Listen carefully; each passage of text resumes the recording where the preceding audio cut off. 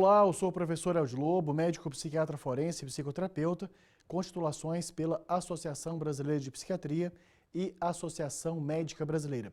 Esta é uma mini aula como parte da divulgação da nossa pós-graduação em terapia cognitivo-comportamental para múltiplas necessidades terapêuticas. Então, nós vamos falar sobre quais indicações efetivas da terapia cognitivo-comportamental em idosos. Esse curso nosso de pós-graduação em terapia cognitivo-comportamental, ele já é tradicional, tem vários anos que nós ministramos esse curso na Unip, na parceria Universidade Paulista e Vida Mental, onde sou o diretor, com centenas de alunos formados e satisfeitos, exercendo muito melhor os seus papéis, de psicoterapeutas em diferentes ambientes. Desde consultório particular, até trabalhos de consultoria, também alguns passam a ter carreira docente, na docência, enfim, várias e várias oportunidades surgem durante e após uma pós-graduação como a nossa, certificada, validada pelo Ministério da Educação e Cultura, pelo MEC. Então, idosos. Os idosos, nós precisamos, quando vamos realizar terapia cognitivo-comportamental, estarmos alertas para limitações sensoriais, ou seja, já que nós temos uma abordagem muito baseada na troca verbal, então estarmos lembrando que idosos podem ter uma diminuição da acuidade auditiva e por isso, a partir daí, terem dificuldade de compreensão durante os diálogos por ouvirem mal ou ouvirem menos do que aquilo que o terapeuta está esperando. Outra também é nós estarmos atentos em relação às tarefas que exigem registro de informações, como por exemplo de diários. Por quê? Porque alguns idosos têm dificuldades motoras por motivos variados, incluindo, por exemplo, doença de Parkinson e outras alterações dos movimentos das extremidades. Assim como também quando vamos colocar um filme, uma imagem, que esses idosos podem apresentar também diminuição da capacidade visual. Enfim, todas as vezes que falamos em terapia cognitivo-comportamental em idosos, precisamos começar a estarmos preocupados em saber sobre as capacidades sensoriais desse idoso para agirmos com bom senso. Muitas vezes vai ser preciso, por exemplo, falar mais alto e mais pausadamente, para facilitar a compreensão auditiva e também leituras indiretas como de observação da linguagem labial. E observação de restrição cognitiva.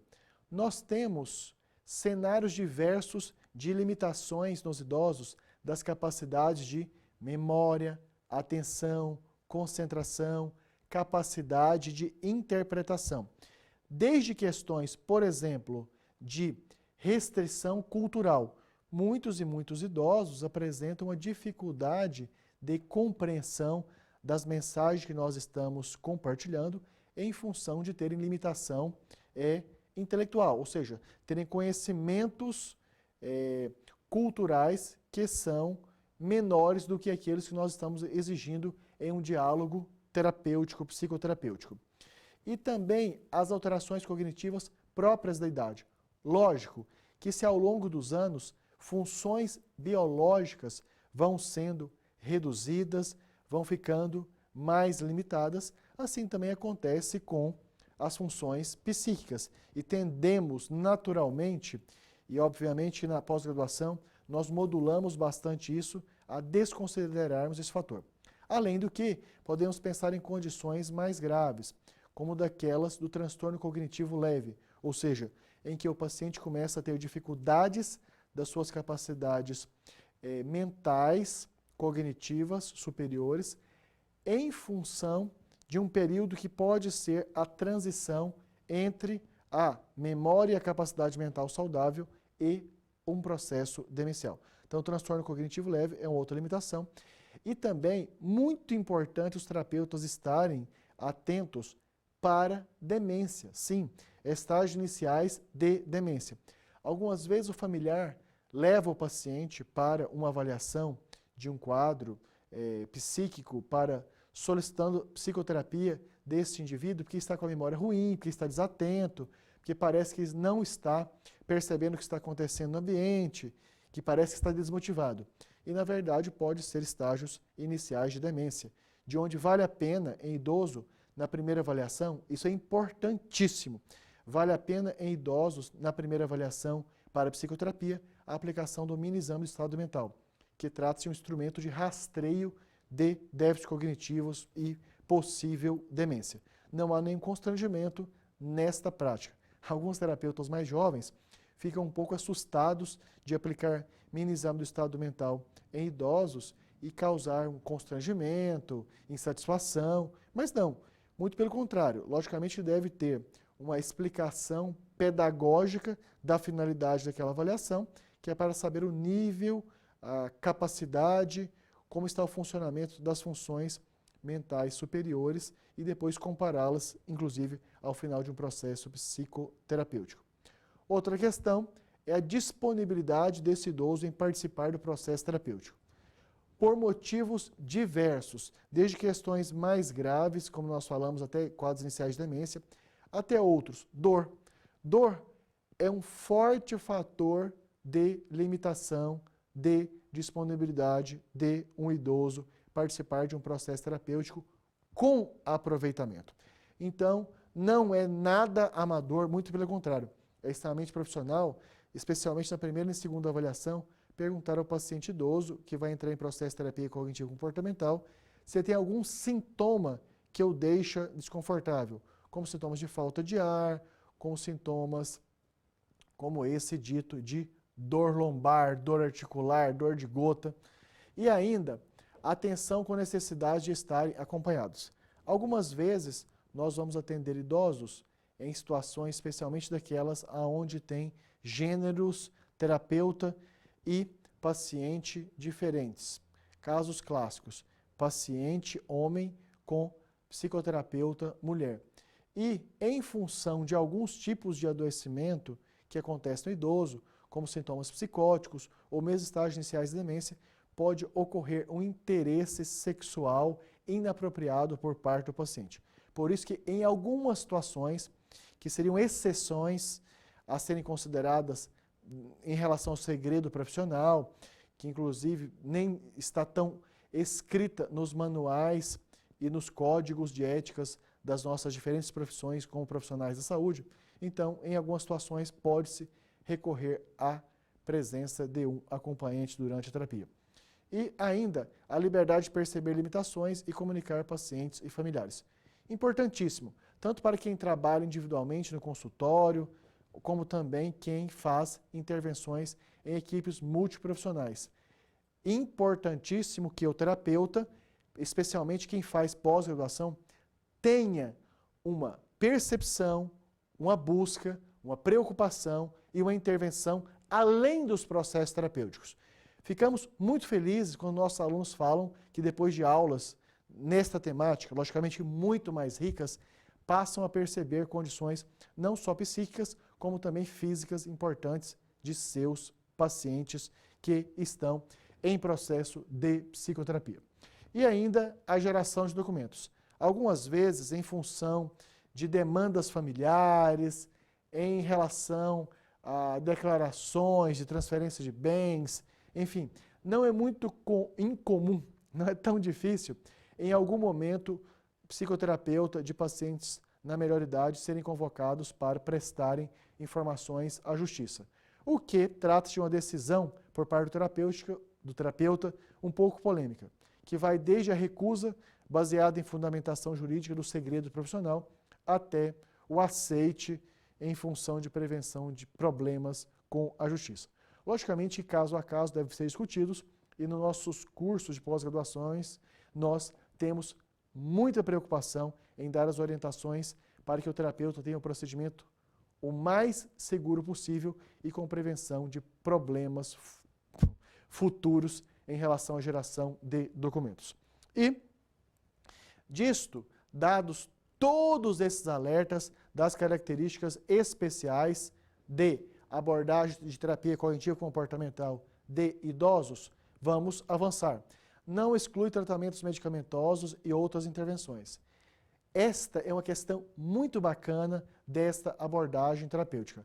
A terapia cognitivo-comportamental permite, então, que, mesmo durante um processo de psicoterapia, este paciente continue sem prejuízo desta atividade de tratamento psíquica, não impede que ele continue usando medicamentos de diferentes naturezas. O que se faz algumas vezes é conversar com o médico prescritor sobre alguma adaptação de horário, ou do medicamento para facilitar a terapia, ou da terapia para facilitar a ação do medicamento. Também essas questões de dificuldades entre relacionamentos de agentes, de profissionais de diferentes formações, nós preocupamos bastante de instruir durante o nosso curso para facilitar esse trabalho pós-graduação. E, então, nós temos casos de depressão leve. Casos de depressão leve, que existem inclusive escalas que podem ser aplicadas para esta classificação da depressão leve, moderada e grave. Casos de depressão leve podem muito bem serem tratados apenas com psicoterapia, sem o uso de medicamentos psiquiátricos. Já depressões de graus moderado e grave necessariamente precisam ser tratadas com medicamentos junto com psicoterapia cognitivo-comportamental, como sendo um recurso altamente eficaz no resultado e no processo de tratamento. E ansiedade leve. Ansiedade leve é outra condição que pode muito bem ser tratada apenas com terapia cognitiva comportamental. Ou seja, terapia cognitivo comportamental está muito bem indicada nesses casos, com resultados excelentes e até poupa o gasto a mais com medicamentos. E talvez em depressão leve e ansiedade leve, que podem ser tratadas só com psicoterapia, o que tem de limitação que em alguns pacientes demora-se comparativamente mais que o medicamento para ter o efeito. Mas esse efeito obtido, esse efeito psicoterapêutico obtido por terapia cognitivo-comportamental, ele tende a ser mais duradouro ao longo do tempo. E conflitos familiares de menor gravidade também podem muito bem ser tratados exclusivamente apenas com psicoterapia cognitivo-comportamental. Dificuldades cognitivas. Nós temos dificuldades cognitivas em relação à observação, à extração de informações, elaboração das informações, uso útil dessas informações que a pessoa tem acesso. Então, prejuízos cognitivos leves podem ser trabalhados muito bem com terapia cognitivo-comportamental, inclusive tendo aí uma possibilidade de correspondente à reabilitação, de retomada ou até substituição de algumas funções mentais. E queixas não diretamente psicopatológicas, como solidão, desprezo, inutilidade e baixa estima. São algumas queixas que geralmente acontecem de maneira isolada, não necessariamente pertencentes a um conjunto de sintomas de uma síndrome psiquiátrica. Ou seja, seriam sintomas não formadores, não correspondentes a um transtorno mental. Estes também podem muito bem serem tratados com terapia cognitivo-comportamental, como dificuldade para lidar com doenças diagnosticadas. Nós temos casos frequentes de pacientes que depois de diagnóstico como câncer, tuberculose, doenças degenerativas, com a confirmação de doenças degenerativas, ou seja, que tem uma perspectiva futura de prognóstico, de evolução, de continuidade muito desfavorável, muito ruim, muito deteriorante. Então nós temos vários desses casos em que há necessidade da psicoterapia cognitivo-comportamental, tanto em relação ao acolhimento e apoio, como também para instrumentalizar a pessoa cognitivamente, afetivamente, comportamentalmente, para lidar com a situação da maneira mais funcional e menos sofrida possível. E nós temos então aí algumas das indicações da terapia cognitivo-comportamental na abordagem de idosos. Como percebido, existem várias necessidades, várias solicitações, tanto por parte do paciente idoso como seus familiares, que podem ser tratadas exclusivamente com a abordagem cognitiva comportamental. E muito legal que em algumas situações onde além da terapia, há necessidade indicada e clara de medicamentos, como o caso de depressão moderada e grave, conciliação de psicoterapia e medicamentos é totalmente viável, aceitável, pertinente e que só otimiza o resultado do paciente. Quando se associa, quando há esta possibilidade de, na prática, associar para pacientes com depressão e transtornos ansiosos, psicoterapia cognitivo-comportamental, mais medicamentos, há a vantagem dos sintomas desaparecerem mais rapidamente e também há outras vantagens, como o processo de automedicamentoso ser mais rápido e que a sustentação saudável também ser mais contínua e algumas vezes até dali em diante de maneira contínua. E nossa pós-graduação em terapia cognitivo-comportamental tem características muito especiais. Primeiro, porque ela é 100% presencial. Isso intensifica o network. Por isso, ou seja, estar com um grupo de colegas com o mesmo propósito, interessados na mesma temática, com objetivos em comuns, diferente do que o senso comum pensa, que aumenta a concorrência e disputa, muito pelo contrário, facilita a otimização, tanto do aprendizado, como também a expansão de oportunidades. Porque um pós-graduando indica o outro para um trabalho onde tem vaga, alerta sobre concurso que está aberto, chama para trabalhar na mesma equipe, passam a trocar pacientes de acordo com o perfil, se um atende mais idoso, o outro mais criança, tem essa troca, enfim. A oportunidade de cursar uma pós-graduação presencial aumenta, facilita, estimula muito, muito, muito esta interação entre os alunos. Porque é muito diferente de uma turma de graduação, onde um está interessado em recursos humanos, o outro em pesquisa de mercado, o outro em psicologia clínica, o outro em psicologia do trânsito, que inclusive psicologia do trânsito é uma pós-graduação nossa muito legal, muito reconhecida, com muitos alunos satisfeitos com o nosso curso. Então, esta nossa pós-graduação em terapia cognitivo-comportamental, ela tem essa vantagem de presencialmente ampliar a troca de cartões e as oportunidades de trabalho. E nós temos professores que são especialistas, mestres, doutores, com a característica muito legal. Todos, além da atuação como docentes, pesquisadores, autores de livros, editores de livros, autores de capítulos de livros, além disto, estes são profissionais que atuam diretamente no mercado de trabalho, ou seja, conciliam vida acadêmica com consultório particular, com clínica, hospital, consultoria, docência, enfim, nós temos professores altamente qualificados porque, além de todos terem muito prazer em ministrarem aulas, eles trazem uma experiência muito grande a ser compartilhada, conciliando informações teóricas com a aplicabilidade na prática e os resultados que podem ser obtidos. E essa troca presencial com os professores também tem valor imensurável, tão importante que. E nós temos aí investimento justo, ou seja, as nossas mensalidades são de valores muito viáveis para os profissionais de maneira geral.